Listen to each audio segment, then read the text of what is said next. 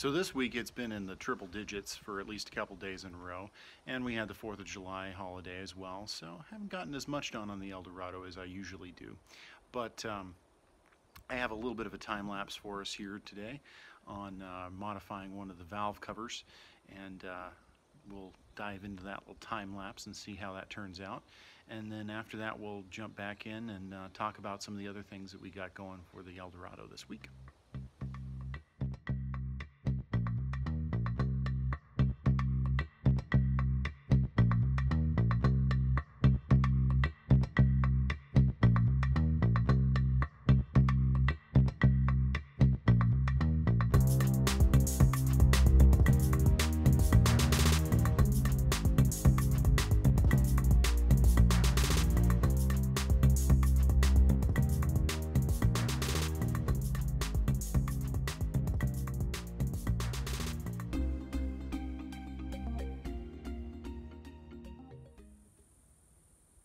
So let's talk about why I modified the valve cover in that time lapse we just watched.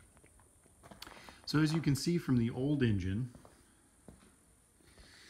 the valve cover on the driver's side has just a single hole in the center, and that would have been for a breather into the air cleaner. And since we're going to go with a different air intake system, I wanted something a little bit cleaner. Now, the new motor that we just got came with a valve cover that was solid, and a valve cover that was similar to that on the other side there.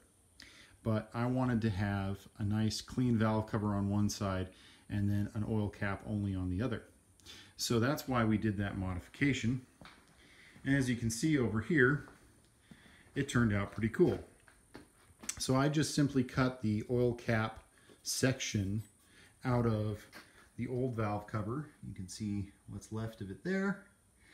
And then I cut the section out of this valve cover, which was one I had on the shelf, an extra one, and welded it in, cleaned it up, and ground it down. And that gives us a really nice clean look. And then in addition to that, I added these Eldorado script emblems on this valve cover, as well as the other side over here. And you can see there's the PCV valve, which will eventually loop over into the front of the carburetor. Now these valve covers are just going to be a lot cleaner and a lot nicer. And those Eldorado script emblems are actually from an '85 Eldorado, the one that I took the transmission out of. So you'll also notice the shiny new painted intake manifold. So I also finished this thing up this week and painted it with high temp engine paint, and did a little bit of black touch-up detail on the firing order script on the back and the cylinder numbers on the runners. Now the carburetor is a 750 CFM Edelbrock, and this is an old unit that I had on a shelf from another vehicle. So eventually we'll do a video on just rebuilding this carburetor. But for now, it's just kind of keeping the engine sealed up and any dust from getting in it. But we'll take a look underneath the carb and see how we did on all of our porting work. So as you can see, underneath the carb, we have a nice adapter plate with the matching gaskets. And then underneath, you can see all the work I did porting and polishing the intake manifold. It's all cleaned up. There's no slag, there's no metal shavings or high spots or anything like that. And we've removed all of the original webbing on the inside of it. And just as a reminder, this is the new ported, and then over here you can see what it would have looked like before. So we got rid of all of that webbing and opened everything right up to give a little bit better air-fuel mixture inside and underneath the carb. So now we have that really nice cleaned up and ported, polished intake. that takes care of a big part of setting up this engine.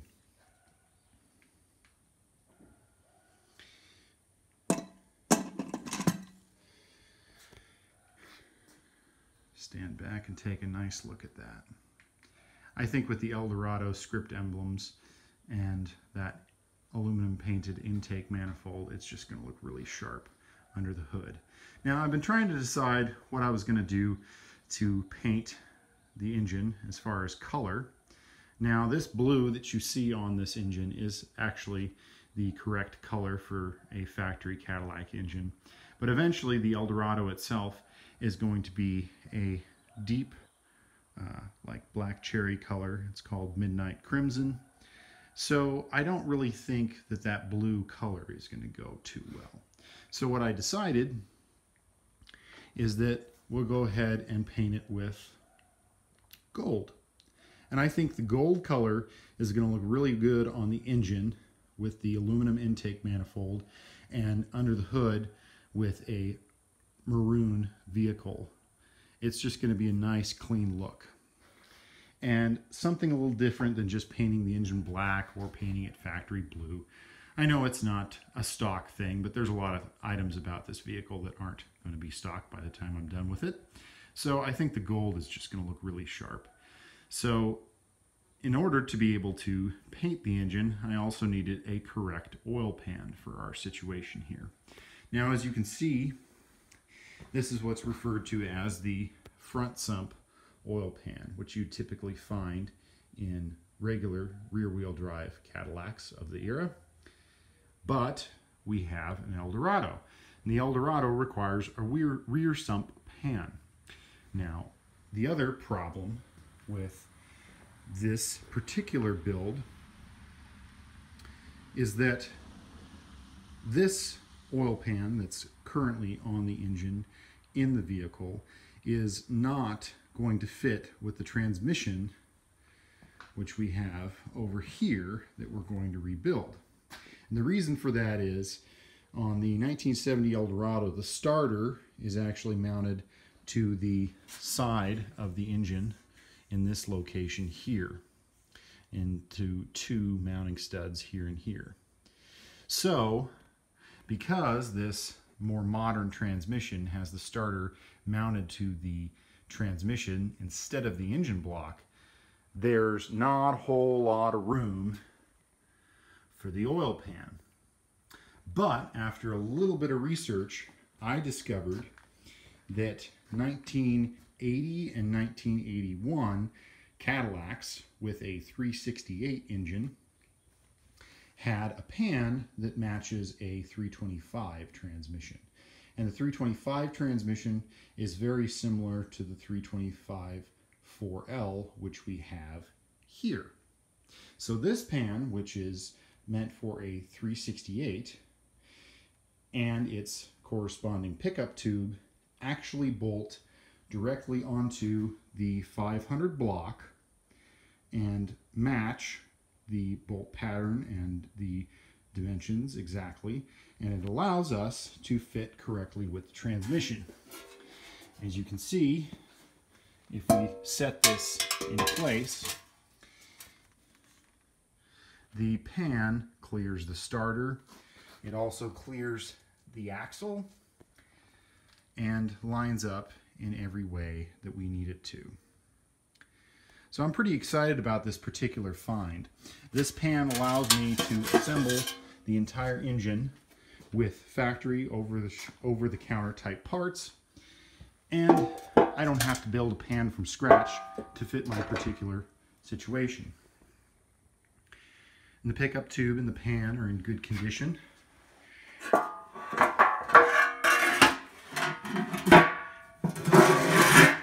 And as you can see, it's kind of a bizarre oil pan.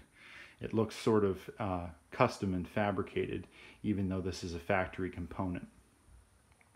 And it's pretty handy that these Cadillac big block motors shared similarity to some of the later engines. The Cadillac 500, the Cadillac 472, the 425, and eventually the 368 shared external dimensions with each other, and things like pans and oil pumps and water pumps. And that allows us to make these kinds of modifications without having to do a whole lot of fabrication. So pretty excited about this, being able to use a stock pan, a stock pickup, bolt on to our Cadillac 500, or in this case a 550 cubic inch because it's been bored and stroked, and it'll match up with our 325 4L overdrive transmission.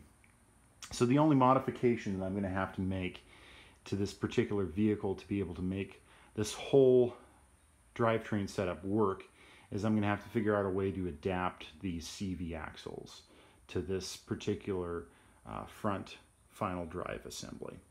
And there's a couple different ways I might be able to do that. I might be able to swap the axles into the earlier, or swap the earlier axles into the later final drive, or make adapter plates, or combine two different CV axles together to get what I need.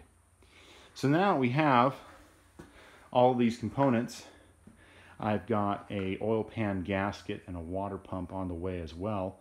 So hopefully in the next video we'll be able to put this motor back together and start to throw some paint on there and see what it looks like in the gold. Pretty excited about that. I think it's going to look really sharp in that gold paint, and that's going to get us that much closer to being ready to drop this motor in. And once we get the engine all put back together and cleaned up and painted and pretty, then we can move on to the rebuilding of the transmission and go ahead and finish up some of the fabrication on the rest of the Eldorado.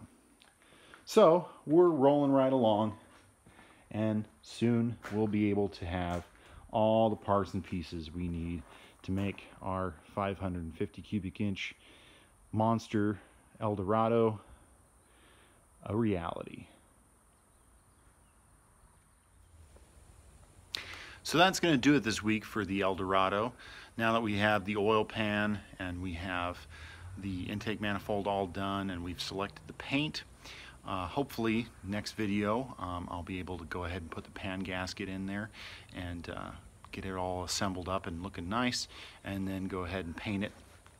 And then after that we can drop back into the fabrication, finish up the fender on the passenger side, and then move on to the transmission. So we're moving right along, and it's starting to look like something. I really love being able to find factory original components, over-the-counter stuff, or used parts from a salvage yard, to be able to put together something without having to do a tremendous amount of fabrication. The fabrication is still fun, but by choosing these over-the-counter parts, it allows me to save a lot of time assembling the engine and the transmission and so on and so forth. And in this case, it's pretty cool that I was able to take parts from the 1970 Eldorado and a 1985 Eldorado and now a 1981 Eldorado to be able to assemble the engine completely with those over-the-counter factory-style parts and not have to do a bunch of modifications. So when the engine and transmission get bolted together, when the transmission's all rebuilt, it's going to look really clean, and it's going to look like it was supposed to be there. So next week, like I said, we'll go ahead and maybe get into painting the engine, or some more fabrication, or maybe a little bit of both. We'll see where the wind takes us. But until then, have a really good one, and we'll see you next week.